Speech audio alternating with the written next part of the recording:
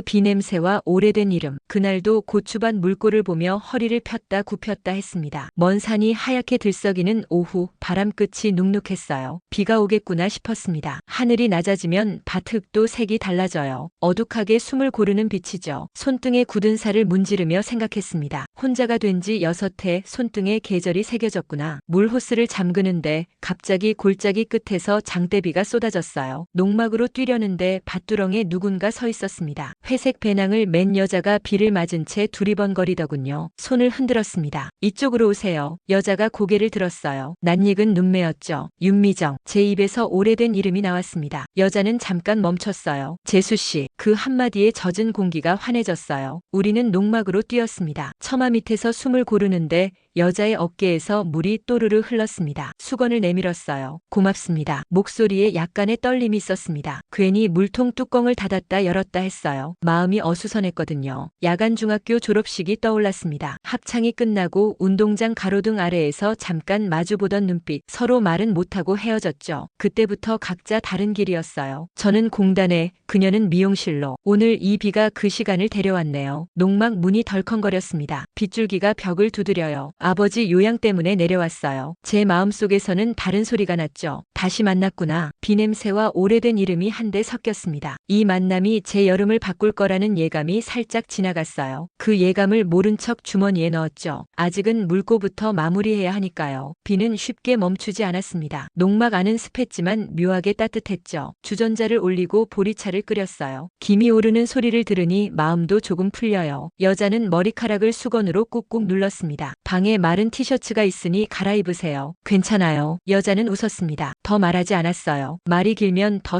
써먹해지거든요. 보리차를 따라 건넸습니다. 컵이 닿을 때 손끝이 스쳤죠. 급히 손을 뺐어요. 여자는 웃음을 참았습니다. 그 미소가 예전 같았어요. 도시에선 매일 밤 번쩍이는 간판을 보며 살았어요. 여기선 밤이 귀에서 좋네요. 이 마을 밤은 소리가 먼저 와요. 개울, 매미, 곡식. 귀가 열리면 마음도 쉬어집니다. 여자는 고개를 끄덕였어요. 제 말을 믿어준다는 표정이었습니다. 비가 잠깐 잦아들자 여자가 배낭에서 작은 통을 꺼냈어요. 직접 담근 오이지예요. 재수 씨가 오이를 좋아했죠. 말없이 웃었습니다. 이런 디테일을 기억하는 사람이 제 인생에 몇이나 될까요? 반 얘기를 물어서 봄에 물기를 잘 잡아야 여름에 말썽이 줄어든다고 말했어요. 그러다가 문득 손목이 욱신거렸죠. 지난 겨울 낙상 후유증이 가끔 올라와요. 손목을 잠깐 봐도 될까요? 멈칫하다 손을 내밀었어요. 따뜻한 손바닥이 제 손목뼈를 감쌌습니다. 요양보호사 일을 오래 했거든요. 힘줄을 꾹 눌러보고 풀었어요. 손끝이 침처럼 정확했습니다. 묘하게 심장이 안정됐어요. 멋쩍어 고개를 돌렸죠. 창밖 논두렁 위로 안개 같은 비가 흘렀어요. 마음속에선 작은 불빛이 켜졌습니다. 불빛은 금방 꺼질 수도 있겠지만 꺼지기 전에 자리라도 마련해주고 싶었어요. 저한테도 그런 마음이 남아있었구나 싶었죠. 비가 거치자 여자는 아버지를 보러 요양원에 간다 했습니다. 트럭에 태워드리겠다 했죠. 길가 감자꽃이 흐리게 흔들렸어요. 요양원 입구에서 여자는 고개를 숙여 고맙다 했습니다. 손을 들어 보였죠. 돌아오는 길 마을 회관 앞에서 최 노인이 손짓했어요. 박 이장, 요즘 밭에 젊은 여자가 보이던데 누군지 알지? 웃으며 넘겼습니다. 세상은 이야기로 굴러가죠. 마을은 더 그래요. 집에 돌아와 마당 호박잎을 들추는데 마음이 조급해졌어요. 저 혼자만의 속도와 마을의 속도가 다르다는 걸 알기 때문입니다. 저녁 무렵 여자가 다시 왔어요. 김 빠진 얼굴이었죠. 아버지가 오늘따라 저를 못 알아보시더라고요. 의자를 끌어앉았습니다. 밥을 더 뜨고 된장을 풀었어요. 숟가락이 그릇에 닿을 때마다 여자의 어깨가 조금씩 내려앉았죠. 도시에서 버틴 이유가 가족이었는데 막상 내려오니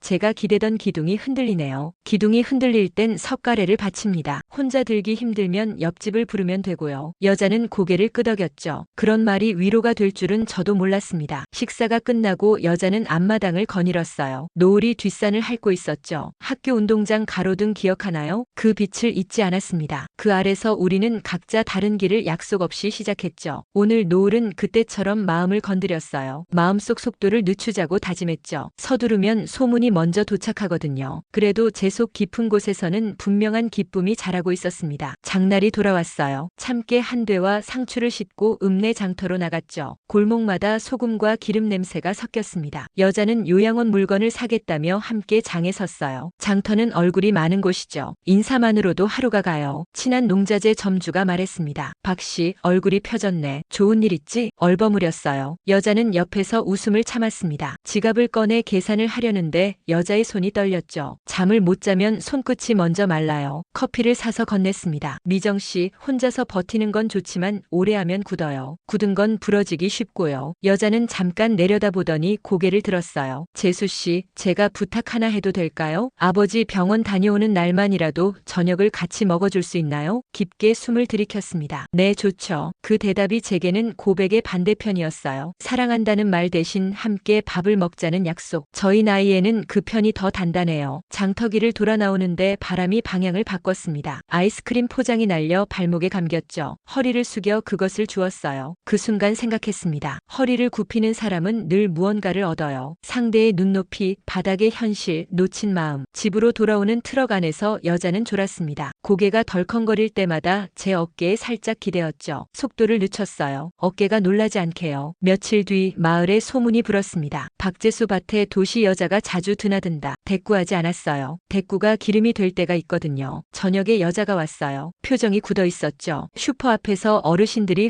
흘끗거리더라고요. 밥상을 차리며 말했습니다. 밥은 눈치 보지 말고 먹어요. 밥그릇이 따뜻하면 소문도 식어요. 식사 중에 조심스럽게 물었어요. 재수씨, 혹시 저 때문에 곤란하신가요? 고개를 저었습니다. 곤란은 둘이 서면 덜해요. 제법 담담했죠. 하지만 밤이 깊자 마음이 흔들렸어요. 여자가 돌아간 뒤 마당에서 별을 올려다봤습니다. 오른쪽 손목이 또 쑤셨어요. 봄에 눌러둔 통증이 장마 때 올라오는 법이죠. 그때 전화가 울렸습니다. 아버지 열이 갑자기 올랐어요. 트럭에 기름이 있는지 확인하고 바로 달렸습니다. 요양원 앞에서 여자는 당직 간호사와 얘기를 나누고 있었어요. 아무 말 없이 옆에 섰죠. 기다림은 말보다 큰 동행이에요. 새벽 2시에야 열이 내렸습니다. 고맙습니다. 미정씨 아버지는 미정씨의 젊을 지켜준 분이에요. 지켜드리죠. 돌아오는 길 안개가 농로를 덮었어요. 트럭 라이트가 흙길을 하얗게 잘랐습니다. 소문은 두려움의 모양이에요. 두려움은 사실을 이길 수 없죠. 저희가 같이 서 있는 이 밤의 사실이 내일을 견인할 거예요. 읍내 보건소에서 건강검진을 했습니다. 트럭을 세우고 서류를 챙기는데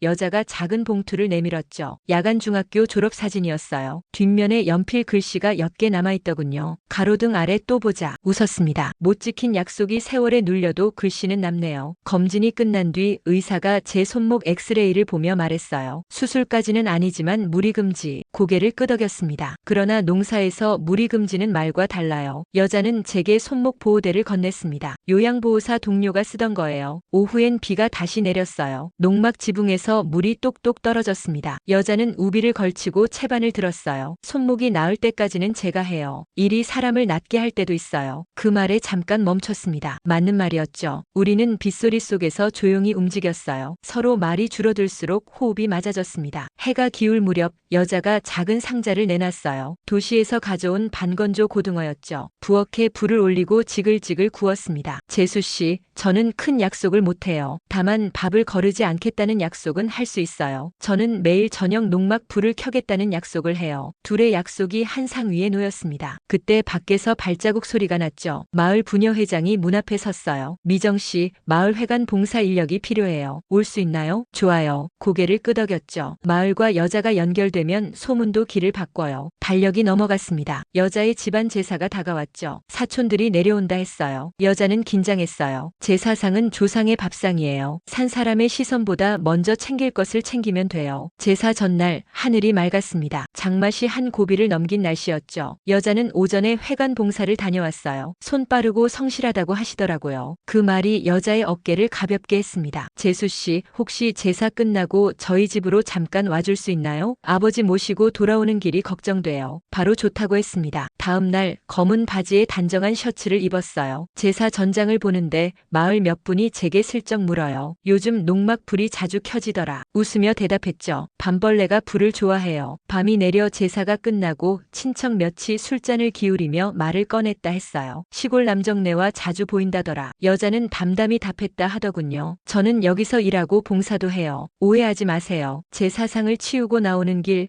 트럭을 몰고 골목 끝에서 여자를 기다렸습니다. 아버지는 조용히 잠들었다 했어요. 어르신을 조심히 부축했죠. 집에 모셔다 드리고 나오는데 여자가 말했어요. 오늘 제 마음이 덜 떨렸어요. 흔들림은 끝을 향해 가죠. 끝이 보여야 길이 보여요. 집으로 돌아오니 새벽 안개가 골짜기를 덮었습니다. 달이 맑았어요. 소문보다 사실이 먼저 가면 길이 편해져요. 장맛이 끝나고 하늘이 높아졌습니다. 벼 이삭이 허리를 숙였죠. 여자의 아버지는 상태가 안정되어 단기 요양으로 전환됐어요. 여자는 요양보호사로 근무지를 가까운 읍내로 옮겼습니다. 아침마다 농막 문을 열고 첫바람을 맞았어요. 바람 냄새가 달라졌죠. 여자는 저녁 약속을 지켰습니다. 밥상에 앉으면 하루가 저절로 정리돼요. 손목 보호대를 꾸준히 찾고 무리하는 날이면 여자가 눈으로 제동을 걸었죠. 어느 토요일 마을회관 작은 음악회가 열렸어요. 확성기를 들고 주민들을 모았습니다. 아이들이 리코더를 불었고 어르신들이 박수를 맞췄죠. 그 사이 여자는 뒷자리에서 조용히 서 있었어요. 부녀회장이 제게 다가와 말했습니다. 좋은 사람 곁에 두었네. 웃었습니다. 행사가 끝나고 해가 기울 무렵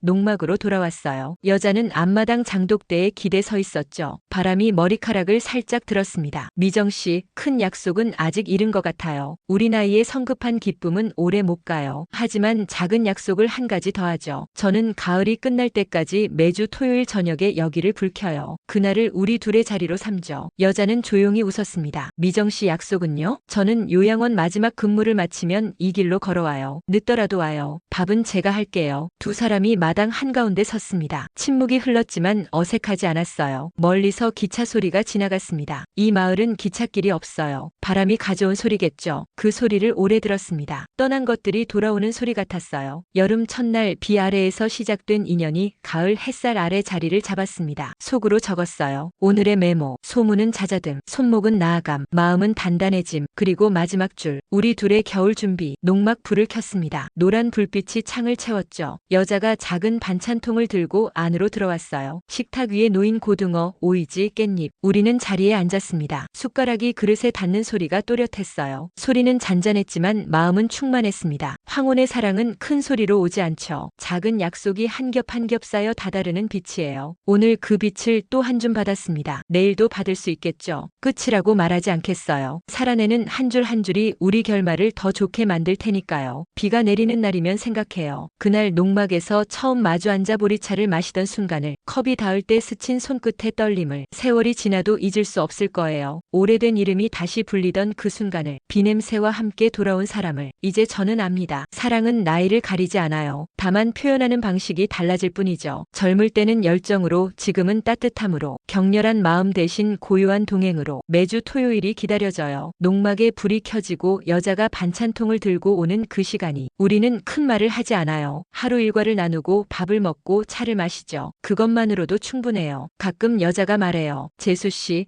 이런 평범한 행복도 있구나 싶어요. 평범한 행복. 그래요. 이게 바로 그거예요. 화려하지 않아도, 드라마틱하지 않아도 조용히 스며드는 온기 같은 행복. 마을 사람들도 이제 익숙해했어요. 우리가 함께 있는 모습에. 부녀회장은 여자를 자랑스러워하고 어르신들도 인사를 건네죠. 소문은 정말 잦아들었어요. 사실이 소문을 이겼어요. 겨울이 다가와요. 농막 난로를 점검하고 김장 준비를 해야겠어요. 여자와 함께 할 첫 번째 겨울이에요. 손목도 많이 나아졌어요. 보호대를 차지 않아도 괜찮을 정도로. 여자의 정성스러운 손길 덕분이죠. 어제 여자가 물었어요. 재수 씨, 우리 언제까지 이렇게 지낼까요? 언제까지든요. 미정 씨가 원하는 만큼. 그럼 아주 오래겠네요. 웃으며 대답했어요. 아주 오래요. 결혼 얘기는 하지 않아요. 나이 들어서 하는 결혼이 뭐 그리 중요할까요? 함께 있으면 그만이에요. 매일 저녁 불 켜진 농막에서 함께 밥을 먹고 서로의 하루를 나누고 조용히 위로하고. 그것만으로도 충분히 부부 같아요. 밤이면 각자 집으로 돌아가지만 마음은 이미 하나가 됐어요. 비가 내리던 그날부터 시작된 우리 이야기. 끝은 보이지 않아요. 끝날 필요도 없고요. 매일이 새로운 시작이니까요. 매일이 작은 행복이니까요. 오늘도 농막에 불을 켤 거예요. 여자가 올 거예요. 그리고 우리는 또 하루를 함께 마무리할 거예요. 그렇게 하루하루 계절이 바뀌어도 우리의 약속은 계속될 거예요. 작지만 단단한 약속들이. 어떤 이는 말할지도 몰라요. 너무 평범한 사랑이라고. 드라마틱하지 않다고. 하지만 저는 이제 알아요. 진짜 사랑은 평범함 속에 숨어 있다는 걸. 매일 반복되는 일상 속에서 피어나는 따뜻함이 진짜 사랑이라는 걸. 오래된 이름이 다시 불리고